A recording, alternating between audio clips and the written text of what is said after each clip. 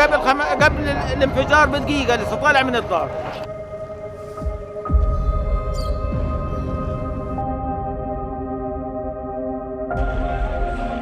We are not subhumans. Let me repeat, we are not subhumans.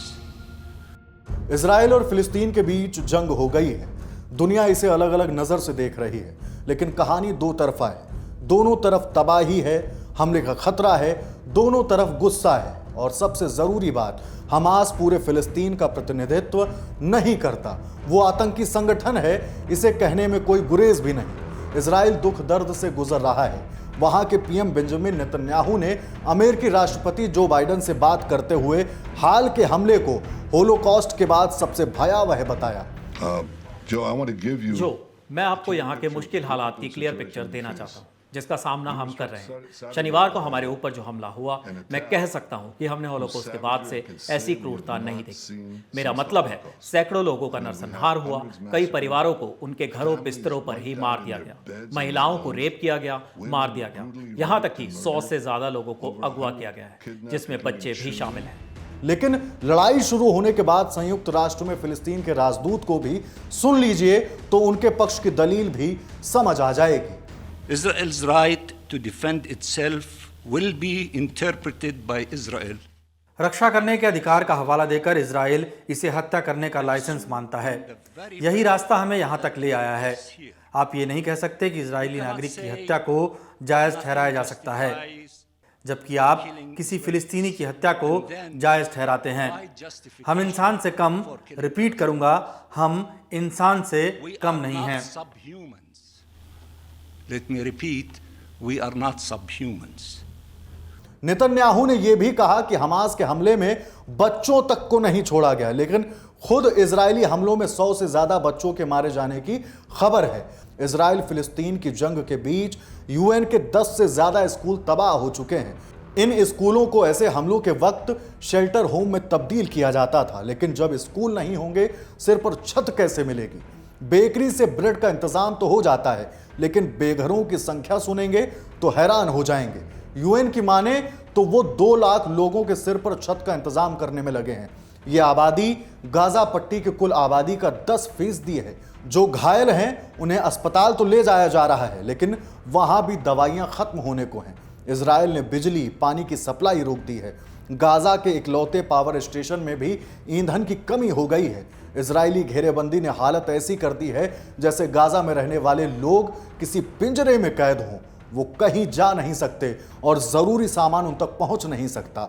इस तरह की घेराबंदी करने से उन्हें जरूरी चीजें नहीं मिलती और उनकी जिंदगी खतरे में पड़ जाती है। अंतर्राष्ट्रीय कानूनों के तहत ऐसा करने की मनाही है। लोगों या सामान की मूवमेंट को तभी रोक सकते हैं जब सैन्य जरूरत को उचित ठहराया जा सके, नहीं तो कलेक्टिव पनिशमेंट यानी सामूहिक तौर पर दंड दिया जा सकता है।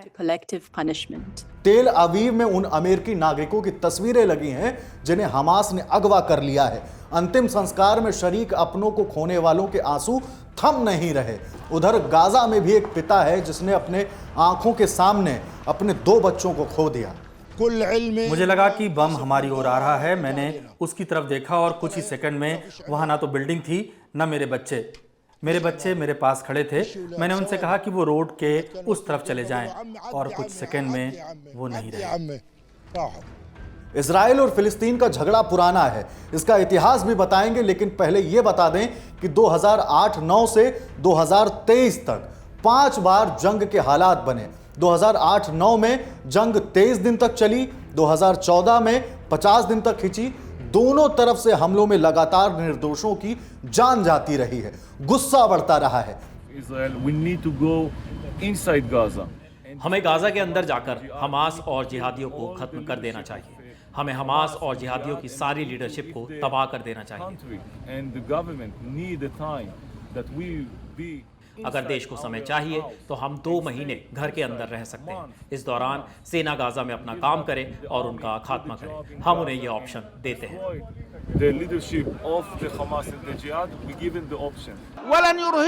ये अंतर्राष्ट्रीय आतंकवाद हमें डरा नहीं पाएगा। हमारे साथ कुछ भी होगा, लेकिन ना तो हम इस्लाम छोड़ेंगे, ना ही विरोध करना। ये जारी रहेगा। हम विरोध का हिस्सा हैं, उनमें से एक हैं, और फ़लस्तीन हमारे लिए अनमोल है। हम इसे नहीं छोड़ने वाले। इन सब के बीच बता दें कि गाजा के 80% युवा बेरोजगार हैं। यूएन की रिपोर्ट के मुताबिक गाजा में 60% लोग खाने के लिए बाहरी मदद के भरोसे हैं। इजराइल के कब्जे वाले वेस्ट बैंक में काम करने वाले गाजा के लोगों को भी अब खतरे के चलते काम से हाथ धोना पड़ा है। वेस्टर्न मीडिया इजराइल में हुई हत्याओं को तो डेथ लिख रहा है, लेकिन जब गाजा में एयर स्ट्राइक से मारे गए लोगों की बात करता था तो किल्ड लिख रहा है। यहां साफ दिखता है कि गेहूं के साथ घुन भी पिस रहा है। आखिर में वहीं ले जाते हैं जहां से चले थे कि हमास आतंकी संगठन है और पूरे फिलिस्तीन का प्रतिनिधित्व नहीं करता। कहानी दो तरफा है, सबके अपने सच हैं और कोई सच पूरा सच नहीं है। कायदे से एंड तो यही है, लेकिन अगर आप यहां तक पहुंच गए हैं तो इतिहास भी बता देते हैं। इजराइल साल 1948 में बना। पहले यह इलाका फिलिस्तीन कहलाता था और ऑटोमन साम्राज्य का हिस्सा था। प्रथम विश्व युद्ध में ब्रिटेन की जीत के बाद यह इलाका उनके अधिकार में आ गया। फिलिस्तीन में यहूदी पहले से रहते थे। 20वीं सदी की शुरुआत में यूरोप में यहूदियों का नरसंहार शुरू हुआ और हिटलर के ज़माने में चरम पर पहुंचा। अधिकतर सताए हुए यहूदियों ने फिलिस्तीन में शरण ली। द्वितीय विश्व युद्ध के बाद इस हमले ने एक बड़े संकट की शक्ल ले ली।